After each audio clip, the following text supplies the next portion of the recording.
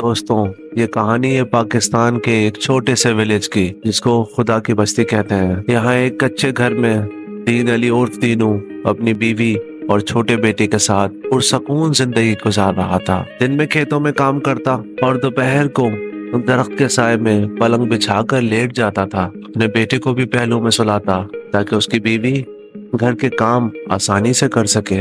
کچھ دیر بعد جب دوپہر ہو جاتی تھی، اس کی بیوی کھانے کے لیے آواز دیتی تھی اور وہ تینوں مل کر کھانا کھاتے تھے۔ دینوں کی ہمیشہ کوشش ہوتی تھی کہ اس کا بیٹا ہمیشہ خوش رہے۔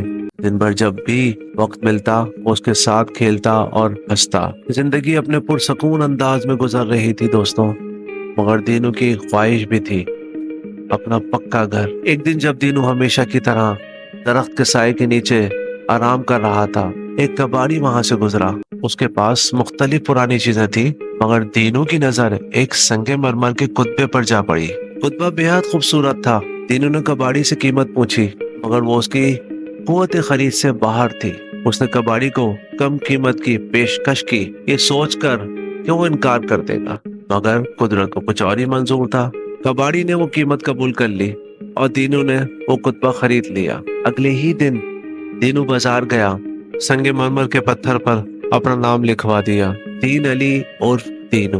اس کا خواب تھا کہ جب اس کا پکا گھر بنے گا تو وہ دروازے پر اس سنگ مرمر کے پتھر کو لگائے گا۔ دن گزرتے گئے دوستوں، اور اچانک دینوں کی بیوی بیمار پڑ گئی اور کچھ ہی دنوں میں وہ اللہ کو پیاری ہو گئی۔ اب دینوں بہت اداس رہنے لگا اور اب دینوں اپنے بیٹے کے ساتھ اکیلا رہ گیا۔ اب دینوں کچھ اداس بھی رہنے لگا اور اپنے بیٹے کے ساتھ اکیلا رہ گیا۔ بیٹا بڑا ہوا اور گھر کے معاملات بدلنے لگے۔ جب گھر کے کام کاج میں دینوں کو کچھ مشکلات پیش آئیں تو دینوں نے ایک فیصلہ کیا اور اپنے بیٹے کی شادی کر دی، مگر اس کی زندگی وہی پرانے انداز میں چل رہی تھی۔ پہلے وہ اپنی بیوی کو آرام دینے کے لیے دوپہر میں بیٹے کے ساتھ کھیت میں چلا جاتا تھا، اور اب وہ اپنے پوتا پوتی کو اپنے ساتھ باہر لے جاتا ہے تاکہ بہو آسانی سے گھر کے کام کر سکے۔ لیکن اب اسے کوئی دوپہر میں کھانے کی آواز دینے والا نہیں تھا۔ اب وہ بار بار باورچی خانے جاتا اور دیکھتا کہ کھانا پکا ہے یا نہیں، اور جب پک جاتا تو وہ خود ہی کھانا نکالتا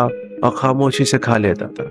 زندگی چلتی گئی، بڑھتی گئی، آگے چلتی گئی۔ اسی طرح وقت گزر گیا اور ایک دن دینوں بھی بیمار پڑ گیا۔ کچھ ہی دن کی بیماری کے بعد وہ بھی اپنے خالق کی حقیقی سے جا ملا۔ کچھ دن بعد دینوں کے بیٹے نے اس کی پرانی چیزوں کو سمیٹنے کا فیصلہ کیا۔ وہ ایک باکس کھول کر دیکھ رہا تھا کہ اسے پرانے کپڑوں کے نیچے وہی سنگ مرمر کا کتبہ نظر آیا جو دینوں نے خریدا تھا، اور اس پہ بڑی چاہ سے، بڑی امیدوں سے اپنا نام لکھوایا تھا۔ اس پر اب بھی واضح الفاظ میں دین علی عرف دینو لکھا تھا۔ سنگ مرمر کے پتھر پر اپنے باپ کا نام دیکھ کر اور اس کو کپڑے سے صاف کرتے ہوئے دینو کے بیٹے سے رہا نہ گیا، اور بے ساختہ اس کے آنکھوں سے آنسو نکل گئے۔ وہ ان آنسوؤں کو صاف کرتا ہے اور اپنے باپ کی قبر پہ جاتا ہے اور اس پتھر کو اپنے باپ کی قبر پہ لگا دیتا ہے۔ دوستوں، یہی زندگی ہے۔ جو خواہش دینو نے اپنے گھر کے دروازے کے لیے کی تھی وہ پوری تو ہوئی، مگر اس کی اصل گھر پر، یعنی قبر پر۔ یہی زندگی کا دوستوں سب سے بڑا سبق ہے۔